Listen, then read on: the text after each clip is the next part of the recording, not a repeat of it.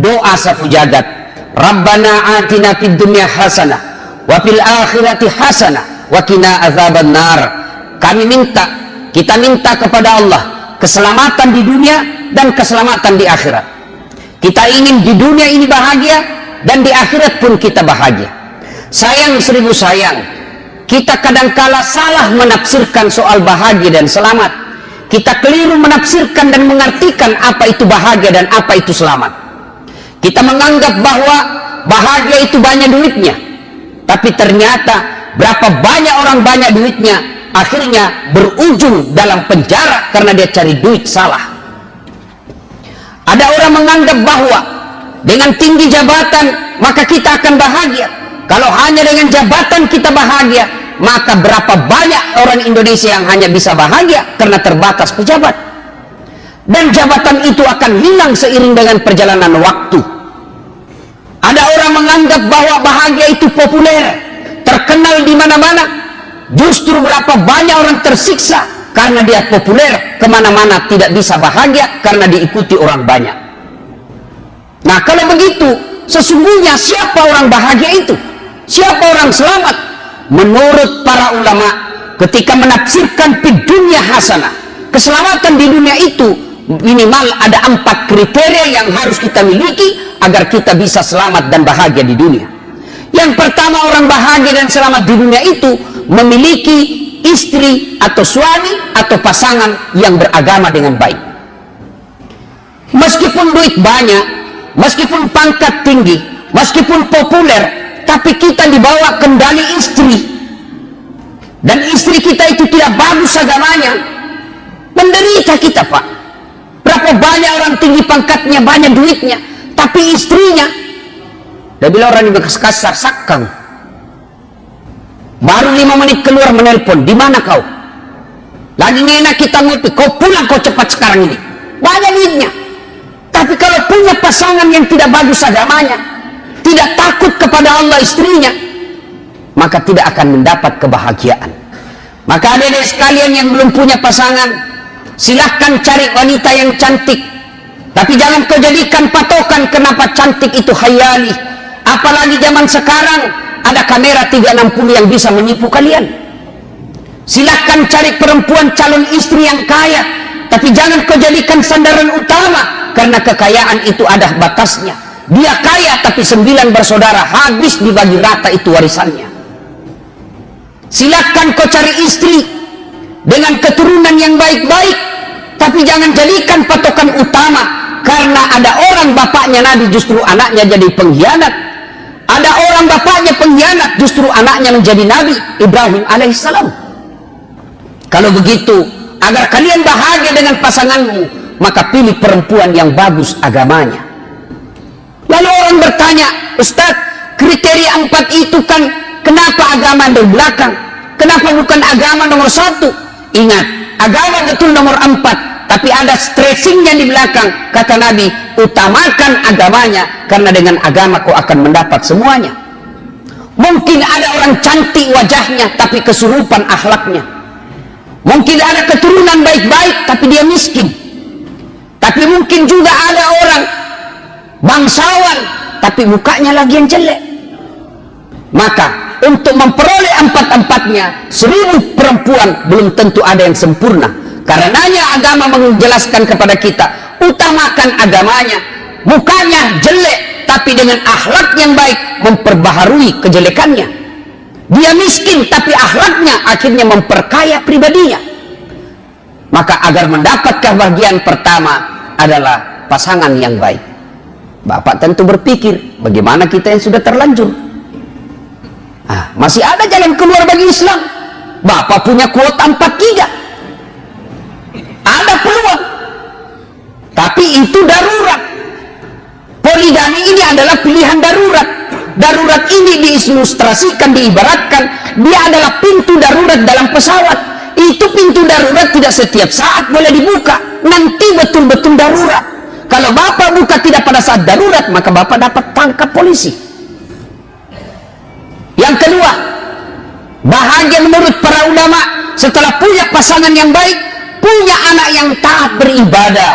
Bukan anak yang tinggi pangkatnya, bukan anak yang populer, bukan anak yang cakep, bukan anak yang pejabat, tapi yang membahagiakan adalah anak yang taat dalam beragama. Berapa banyak saya melihat anaknya kaya tapi orang tuanya ditelantarkan. Bahkan sering kita melihat di medsos dia tidak akui orang tuanya. Maka pilihannya adalah anak yang baik dan anak yang soleh dan soleha. Bukan cuma bapak nikmati di dunia, tapi insya Allah akan membahagiakan bapak ketika masuk di alam kubur. Suatu kali Nabi bercerita melakukan perjalanan. Dalam perjalanan ke suatu tempat, Nabi melewati pemakaman. Ketika tiba di pemakaman, area pemakaman itu, Nabi bersabda, langkahkan kakimu dengan cepat. Maperi-peri kok, cepat-cepatkan ke langkahmu. Sampailah Nabi di tempat tujuan. Setelah selesai urusan Nabi, balik lagi dengan rute yang sama melewati pemakaman. Ketika lewat pemakaman, para sahabat mempercepat langkahnya. Seperti perintah Nabi di awal tadi, cepatkan langkah. Sahabat mempercepat langkahnya. Lalu Nabi bersabda, tidak usah, santai saja, tidak usah buru-buru. Bertanya sahabat, ya Rasulullah, waktu pergi kami disuruh buru-buru, sekarang tidak ada apa ya Rasul? Perginya kami diperintah buru-buru, pulang santai saja, ada apa? Kata Nabi, andai kau diberi pendengaran seperti telingaku, maka kau akan dengar betapa ini orang dalam kubur disiksa. Dia disiksa. Saya tidak betah lama-lama. Kasihan saya mendengarnya dia lama-lama disiksa. Tidak betah saya. Maka saya mau bawa jauh-jauh supaya saya tidak dengar lagi. Terpulang tidak lagi. Kenapa? Saya dapat berita dari Jibril. Allah perintahkan penyiksa kubur, wahai malaikatku, hentikan siksaanmu di kubur. Tidak mungkin orang tua ini kusiksa sementara anaknya di dunia lagi belajar mengaji, membaca basmalah, bismillahirrahmanirrahim, dengan nama Allah Maha Pengasih Maha Penyayang. Masa bapaknya saya siksa di kubur sementara anaknya menyebut saya Allah Pengasih dan Penyayang? Berarti yang bisa menyelamatkan bapak di alam kubur bukan harta yang banyak, bukan jabatan yang tinggi, bukan popularitas semata, tapi yang bisa menyelamatkan bapak ketika dalam kubur adalah doa anak yang soleh dan soleha. Saudaraku orang Medan pergi merantau ke Sulawesi Selatan, menjual martabak Medan, sampai di sana tidak bahagia, boleh kembali ke sini. Saudaraku orang Betawi datang ke sini menjual soto Betawi, tidak bahagia, boleh kembali lagi ke Betawi. Saudara-saudara saya yang dari Makassar datang ke sini jual coto Makassar, ternyata tidak bisa bahagia, kembali lagi ke kampung kerja sawah. Masih ada pilihan ketika merantau tidak bahagia, pulang kampung. Tapi ketika bapak masuk ke dalam kubur, senang tidak senang kau tinggal di situ, tidak boleh kau balik lagi ke Medan. Apa yang bisa menolong kita? Hanya 3 kata Nabi. Ketika kau di alam kubur, hanya 3 yang bisa menolongmu. 1 diantaranya anak yang soleh dan soleha. Alangkah bahagianya ketika pensiun, anaknya 4, lalu bermusyawarah anaknya, saudara-saudara sekalian, bapak sudah berpuluh-puluh tahun mengabdi sebagai tentara, mengabdi sebagai ASN, bekerja sebagai polisi, saatnya kita membahagiakan, sebab waktu beliau bekerja, kitalah ini yang dipikirkan. Sekarang saatnya kita pikirkan orang tua kita. 1 bulan, 1 anak, 2 juta, bapak dapat gaji pensiun 8 juta per bulan. Ada kira-kira begitu dalam sini? Oh, yang banyak pak. Kita sudah pensiun, anak sudah punya anak, punya cucu, masih minta duit sama kita. Maka kalau mau bahagia, didik anak yang soleh dan soleha. Yang ketiga, kata Nabi, kata para ulama, kalau kalian mau bahagia, setelah punya pasangan yang baik, anak yang soleh dan soleha, yang ketiga punya harta yang berkah. Bukan harta yang banyak, yang berkah. Mana yang berkah? Prakteknya dalam kehidupan sehari-hari, gajinya nggak seberapa, tapi setiap ada pembangunan masjid, ada namanya yang nyumbang semen di situ meskipun 1 sak. Setiap ada pembangunan rumah-rumah ibadah, ada di situ berpartisipasi meskipun cuma merangkang 200.000, itu yang disebut hartanya berkah. Ada orang duitnya puluhan juta, bahkan sampai ratusan juta, bahkan miliaran, tapi sampai detik ini tidak pernah ke tanah suci bertemu dengan Allah di Baitullah dan mensiarahi makam Rasulullah Muhammad SAW. Kalian merugi cari duit. Ada orang cari harta dari pagi sampai malam, menghalalkan segala cara, dia tinggalkan sholat subuh, lepas sholat duhurnya, hilang sholat asarnya, pergi sholat isanya, tidur pun tidak sempat menunaikan ibadah semata-mata kepada Allah dalam sehari. Setengah mati cari duit. Begitu dia lapar, dia beli nasi. Sayangnya setelah ada nasinya dia buang, bungkusnya dia makan. Itulah orang yang setengah mati cari nafkah, tapi dia melupakan kewajibannya kepada Allah Subhanahu wa Ta'ala. Apa bukan orang beleng-beleng itu, Pak? Dia cari makan, begitu dia lapar, dia pergi beli, Pak, beli nasi. Sayangnya setelah ada nasinya dia buang, bungkusnya dia makan. Inilah orang yang setengah mati cari nafkah, setengah mati cari uang, dia tinggalkan ibadah. Termasuk mereka yang selalu sholat Jumatnya terlambat. Coba hafal itu mukanya selalu terlambat sholat Jumat. Itu juga itu minggu lalu, itu juga pekan depan. Dan tandai muka mereka, dia paling terlambat datang, paling cepat pulang. Coba lihat nanti itu. Paling terlambat datang, paling cepat pulang. Begitu orang khutbah dia tidur. Mau masuk surga, nenekmu punya surga. Na'udzubillah min zalik. Yang keempat, jika ingin bahagia kata para ulama, adalah punya sahabat yang baik. Sahabat ini sangat menentukan keimanan kita.